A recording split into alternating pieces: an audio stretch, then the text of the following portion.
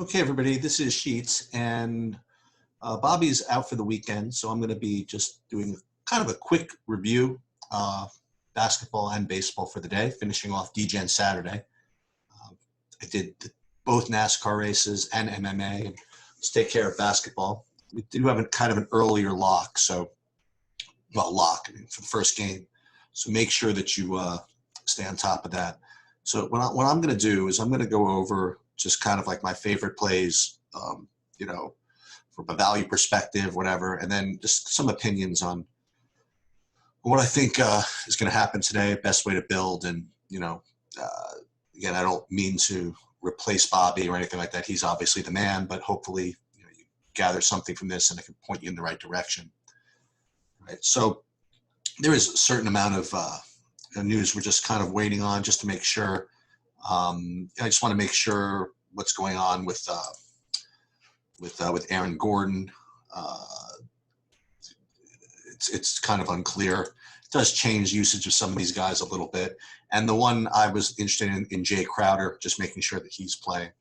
So I guess what I'm going to do is I'm going to go game by game and see if guys in these games make it to my kind of top plays. And assuming that Gordon is out or is going to be limited or whatever, I do feel as though both values from Orlando still rate to be really, really strong. That being the guards Fournier and Markelle Fultz. And again, they both have disappointed. I won't say disappointed. Fournier specifically is disappointed recently. Fultz has been just fine. And I do think that they rate to be, pretty darn good values, to say the least. I'm not too into much else on the Orlando side, especially on DraftKings. I will try Vooch a little bit, maybe on FanDuel as at the center position, but it's not a priority of any kind for me. I also will say that I do think that Giannis is going to have a good game today, and I think that it's kind of important to consider him in your lineups. I actually have an opinion on some of these later games also, and I think Giannis is going to be a really, really strong play today. He rates to be a good value. He's got to be owned. He always is, but I wouldn't say he's disappointed, but he certainly hasn't flashed a ceiling in a while. And I don't know. I just have this feeling that it's the time for that. And what you can do, obviously, is you can use Giannis with Fultz and Fournier on the other side, and get a little bit of correlation there. The other guy I really like on the Milwaukee side is Eric Bledsoe on DraftKings at 5,500.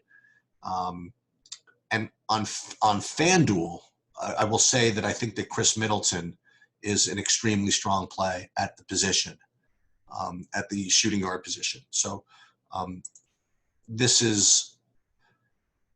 Yeah. So Chris Middleton at 6,600 on DraftKings, on FanDuel, I think is a really, really strong play. So that's pretty much my take on this game. I'm not too interested in the other pieces like Gary Clark or, I guess he's fine, but I'm not going to go there. And I'm not too interested in any of the other Milwaukee pieces, although Connaughton had a great game the other day. And I'm just not going to get to Brook Lopez today. I have no problem with it specifically, but I just think other guys are just better values for me. So again, to recap, I like Fultz and Fournier from the Orlando side.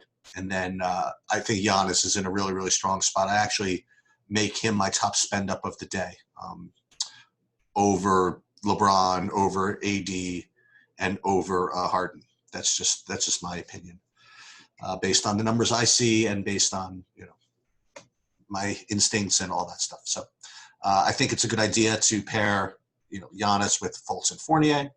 I'm not going to go to Vooch on DraftKings just for the sake of correlation. I just don't prefer him on DraftKings. It's the best I can describe it. I like other centers better. Indiana, Miami, I think is really interesting. I think there's, some real standout plays, especially on DraftKings. Butler at 7,600 is extremely strong. I like him a lot. I don't know how popular he's going to be, but at this price, 7,600, he's really, really standing out. And the other guys, main cogs, Bam Adebayo, I think looks, I mean, just dirt cheap at 7,300, and I like him. And Goran Dragic at 6K, I like him also. I mean, he's not making this particular DraftKings build just because it just didn't work for me, but I do really like him as a play. So if you can make Dragic work in whatever you're building, that's a good idea to do that. The other thing I would mention is that if you need to spend 4K somewhere, as I showed you in my previous lineup, I do like, presuming he's healthy, I do like Jay Crowder at 4K. We could talk on and on about all these other guys. I think Duncan Robinson's priced up a little too much, but Jay Crowder at 4K, if he's healthy, I'll take that all day long. So again, Butler, Bam, Dragic, I think they're all just really, really good plays. And then on Indiana, I mean, I 6,100, and I'm getting full run and full benefit out of Victor Oladipo. I really, really like him on the Indiana side. And I also like Malcolm Brogdon. I think they're both really, really good values, both on DraftKings and on FanDuel. And I'm definitely going to play them. I don't know if I'm going to get Brogdon here on DraftKings just because I'd rather play these Orlando guards. Let's see if I have my other build here. No, I didn't. But he's certainly a good play, like I said. So don't, just because I don't have him in my lineups here, I certainly could end up with him in my lineups. So I do actually like him as a good play here. Is that it? I mean, you could certainly, this is not going to be the most popular way to go, but you could build a lineup where you stack these Miami guys and with Indiana. You could play Oladipo and Brogdon together, maybe, and then play Butler and Bam, or Butler, Bam, and Crowder, and who knows? Maybe this game goes off a little bit more than people think. Okay, so Houston OKC, I do have a pretty strong opinion here. I think Chris Paul has a really, really good game. I do. I think that it's I'd say do or die or whatever it is. I think that Chris Paul's a really smart player. He's a gamer. He's always been really good in the playoffs with his teams, and I think he's going to find a way to take over this game. It could be, doesn't necessarily even have to be 30 points. I think it could be he could have like a 20 and 15 game. He'll get other people involved. I think that he's really going to take it upon himself to get this done today. I do think Oklahoma City wins the game also. But I think Chris Paul is really going to have a strong game. And I think that they're going to figure out what they need to do here. And that's also get Gallinari just as many shots as he can handle. So I do like Danilo quite a bit, both on DraftKings and on FanDuel. And the other thing I would say is for OKC is on FanDuel, and I guess you could play him on DraftKings also, but I think that Nerlens Noel at 3,500 is a really, really good value, actually on both sites.